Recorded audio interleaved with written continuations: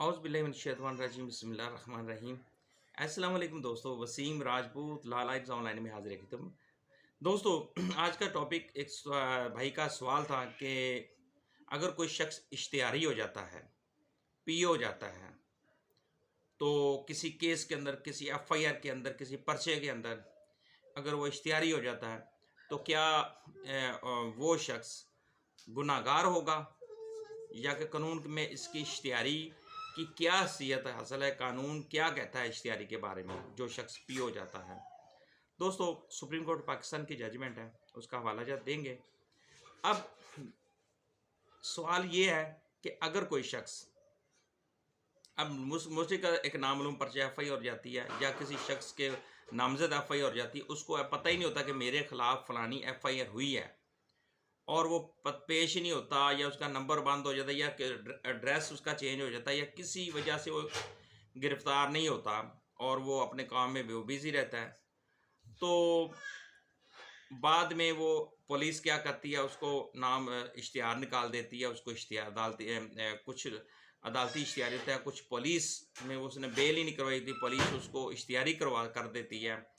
तो इसका मतलब महज इश्तिहारी जो होता है उसको यानी कि महज इश्तिहारी की वजह से उसको सज़ा नहीं होगी कि वो इश्तिहारी है तो उसको सज़ा दे दी जाए, और वो इश्तिहारी है और वो मुलज़म गुनाहगार है। इसका ये नहीं मतलब कि मुलज़म इश्तिहारी हो गया तो वो गुनाहगार है। एक बंदे को पता ही नहीं उसके ऊपर एफआईआर हुई है, उस पर पर्चा हुआ है, ये चीज़ इसको अगर देखा जाए तो उस बेचारे को पता ही नहीं। जब उसको पता होगा वो बाकायदा तौर पे केस लड़ेगा, केस अपनी बेल करवाएगा, बेल के बाद ट्रायल होगा, ट्रायल में वो अपनी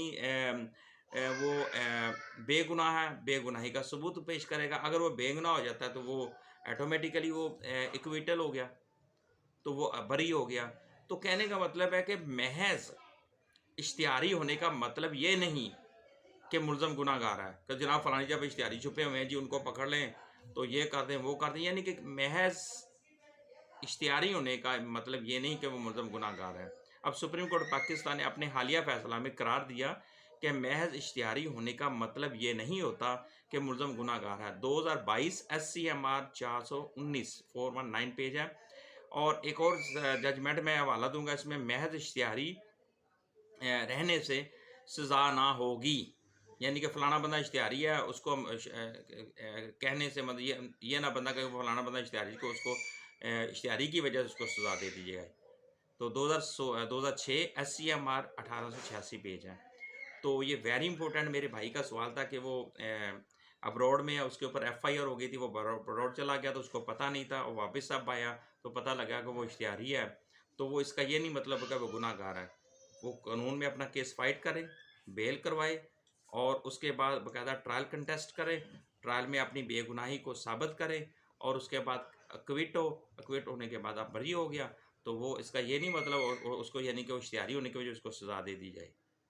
तो मोस्टली होता है, और कुछ लोग अदालती इश्तिहारी होते हैं, अदालत में जाते हैं, पेश ही नहीं होते, वो बाद में अदालत उनको 512 की कार्रवाई करके उनको इश्तिहारी कर देती हैं। एक और चीज़ मैं बता दूँ, कुछ लोग अदालत से ज़मानत करवा लेते हैं, ज़मानत कन्फर्म हो जाती है, उसके बाद क्या होता है, उनका ट्रायल शुरू हो जाता है। अब ट्रायल का उनको पता ही नहीं होता, जैसे गैमलिंग 13-20-65 और डिफरेंस जुआ शराब के केसेस वगैरह बेतहाशा मेरे पास आए हैं। ओके, होता क्या है कि वो उनको पकड़ जाते हैं, और फौरी तौर पे वो अदालत से एक बार तो वो उनकी बेल कंफर्म हो जाती है, बाद में वो जब उनका चालान सबमिट होता है उनको पता ही नहीं होता, वो अंदर ही अंदर अदालत की तरफ से वो उनको इश्तिहार निकाल दिया जाता है, वो अदालती इश्तिहारी हो जाते हैं। तो वो प्रॉब्लम ये होती है कि उनको बेचारों को पता नहीं होता। तो इसका ये नहीं मतलब हुआ कि आप अदालती इश्तिहारी हो गए हैं या आप वैसे इश्तिहारी हैं तो अब आप गुनाहगार हैं। आप पहले अगर इश्तिहारी अदालत ने इश्तिहारी कर दी है, या दूसरा कहता है फौरी तौर पे आप सेशन कोर्ट में अपनी प्री रेस्ट बेल करवाएं, बेल करवा के फिर आप मुतल्लिका ट्रायल कोर्ट में जाएं, ट्रायल कोर्ट में जाकर उन्हें बताएं जी ये फ़लानी कोर्ट से मैंने बेल करवा लिया और मुझे पता चला था इसी फ़लाने केस में मैं जनाब इश्तिहारी हूँ, तो लिहाजा मैं जनाब अपने आप को अदालत में आकर पेश करना, मैं अपना ट्रायल कंटेस्ट करना चाहता हूँ, लिहाजा तो उसका ये है लीगल प्रोसीजर। तो मुझे अपने दोस्तों दुआओं में याद रखिएगा, जहाँ रहिएगा सलामत रहिएगा। अस्सलाम वालेकुम।